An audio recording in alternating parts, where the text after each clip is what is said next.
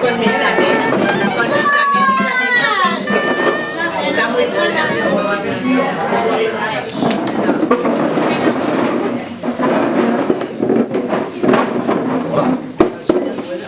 Dentro de los distintos actos organizados en esta Semana Cultural, tenemos esta noche el orgullo de contar con Gabriel Castelló Alonso.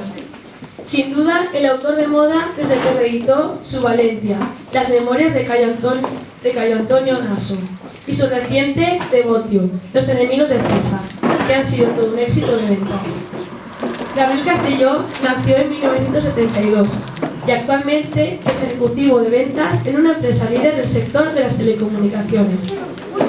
Desde su infancia ha cultivado una gran afición a la historia antigua y de su Valencia natal, con especial foco en la época ibera y romana. Investigador y articulista de divulgación en medios digitales, orientados a la recreación histórica y las curiosidades de nuestro pasado remoto. Ha colaborado en publicaciones como Nunca me aprendí la lista de los Reyes Godos, de Javier Sanz, o la revista Stilus, de la Asociación Hispana Romana, además de impartir talleres de escritura creativa en la Universidad de Valencia. Con la edición de su primera novela, Valencia, Las Memorias de Cayo Antonio Naso, en 2008, por la extinta editorial Acron, Gabriel Castelló entró con brío en el mundo de la ficción histórica, sumergiéndonos en la turbulenta España de Quinto Sertorio. En primavera del 2013 llegó la segunda entrega de la saga, Devotio, Los Enemigos de César, una nueva trama, doble en España romana, y esta vez de la mano de su actual editorial Good Books, la misma firma que ha rescatado su primera novela y la ha reeditado en un formato exclusivo y que ya va por su segunda edición. Enhorabuena. Es para nosotros todo un honor que Gabriel haya tenido la deferencia de acudir hoy a nuestro casal.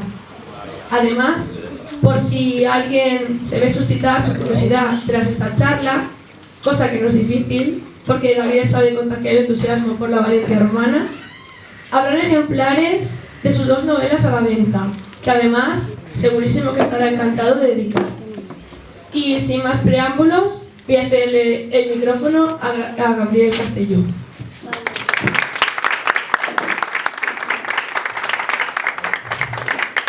¿Me escucháis bien así? ¿O me escucháis bien así? Sí. Yo casi mejor sin micro, ¿verdad? Pues lo voy a dejar aquí, que me amplifique desde aquí, desde la mesa.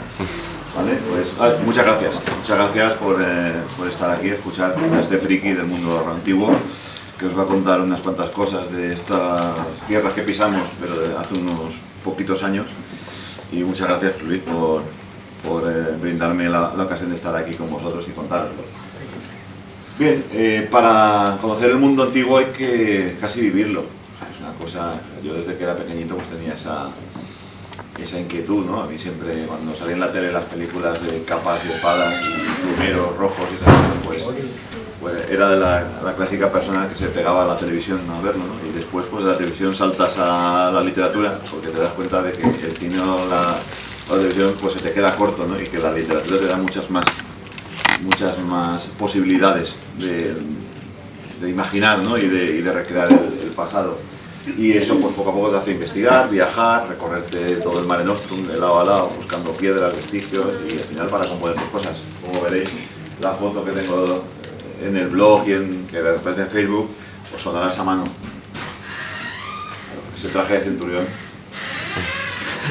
Es que para vivir como ellos tienes que sentir lo que sienten ellos, y eso es un grave error que cometen muchos autores de ficción, que hacen que caballeros maravillosos con sus magníficas armaduras se pongan a saltar. Y os puedo decir que con 25 kilos de hierro encima, eso de saltar, correr y trepar, lo vamos a dejar para la ciencia ficción, porque no es posible, ¿no? Y muchas veces hay que ponerse en su piel para saber cómo eran y cuáles eran las limitaciones naturales que podía tener una persona que llevaba encima todo eso. Y lo llevaba encima durante horas, y además recorriendo casi 30 kilómetros al día a pie. Por tanto, esos estarcachas, no lo de hoy. Esta gente era espectacular. Vayamos ¡Hala! ¿Qué os voy a contar hoy? Pues os voy a contar los dos momentos o los dos grandes bloques en los que se compuso pues, nuestra Valencia antigua, ¿no? La Valencia romana. Pues el primer bloque sería la época republicana, en la época de expansión del Imperio Romano, y la segunda sería la parte imperial, que es pues, la parte de la estabilización del gran mundo romano, la gran Pax Romana y también su decadencia. Vamos allá. Eso sí que os sonará, ¿verdad? Plaza la Virgen, kilómetro cero. Ese texto que está ahí arriba, que veis aquí en la franja superior, es la primera mención que se conoce de la ciudad de Valencia, que está en el libro de Apologia Recóndita de Tito Livio, y que nos habla de que eso, que en tiempos de... Bueno, ahí está en latín, pero eso, que en 10 Junio Bruto, cónsul en Hispania, que luchó contra Viriato, a los que lucharon contra Viriato, y eso a ver, hablaremos luego, porque hay una polémica de si fueron los que lucharon contra Viriato o con Viriato, porque depende de cómo traduzcas el latín, te puede decir una cosa u otra. El caso es que a esas personas se les concedió un agros et oppidum, o sea, un territorio y una fortaleza o una fortificación que se llamó Valencia. ¿Cuál era la duda que hubo en un principio? Si esta Valencia era esta, o la Valencia de Alcántara, o cualquier otra Valencia Dominio, o alguna Valencia tal, y más siendo como era lucha contra los lusitanos, contra Viriato, que eran en Portugal, no eran en esa zona. Pero cuando se descubrió la Almoina se acabó la duda. Hasta que la Almoina no apareció, lo que hay hoy en el solar, pues siempre los historiadores tenían su duda de si esto era o no era esa Valencia, o esto era una fundación posterior o alguna cosa, pero no. Como luego veréis, sí que corresponde, y Tito Livio no estaba engañando, que es esta. También en esa losa, en ese kilómetro cero que tenemos, que visitable en la Plaza de la Virgen, está ese símbolo. Ese es el primer símbolo de Valencia. Así como hoy tenemos el casco del rey Don Jaime, que parece que sea ya el impuesto para todo lo que tenga que requerir con Valencia, ese es el verdadero símbolo de la ciudad, el original. Es el cuerno de fortuna, la cornucopia. Es el símbolo de la abundancia. Y eso era un símbolo, pues todos los pueblos antiguos, y los romanos más, eran muy supersticiosos y muy simbólicos en todas las cosas. Nada era por accidente. Entonces, ese es el cuerno de la abundancia, que significa, es como un tributo a los dioses para que esto sea fértil, que esta región prospere, para hacer un guiño a fortuna para que no haya ningún contratiempo, y las flechas y los rayos que están en la parte inferior evidencian el origen militar de quien la puebla. Por lo cual el cederle terrenos a veteranos o licenciados también correspondería con eso. Porque ese símbolo no lo tendría nadie que no hubiera servido las armas. Por lo tanto, y este símbolo no es que se lo inventa el que hizo la lápida en la placa en la Plaza de la Virgen, sino que están las monedas antiguas. Por lo tanto, sí que coincide en el que sean licenciados los primeros veteranos y que además se les conceda tierras para la labor, lo que ellos llamarían después centuriación. Ahora lo que ya está claro, y por ese hallazgo de la Almoina, es que en el año 138 a.C., para los romanos, el 616, desde la fundación de la ciudad, es la fundación de Valencia. Pero, ¿fueron guerreros de Viriato? Pues no lo sabemos. ¿Fueron legionarios itálicos? Muy probablemente. Porque los restos de vasijas que hay en la Almoina, en el museo, que es lo que se entregó al pozo ceremonial después de hacer el rito de fundación, son vasijas de Campania y de Apulia. Eso está en el sur de Italia. Es la zona de Nápoles y la zona de Tarento. Entonces, es probable de que una parte de los primeros valentinos, fueran colonos de Apulia o de Campania. O auxiliares veteranos, y auxiliares pueden ser de muchos diferentes lugares.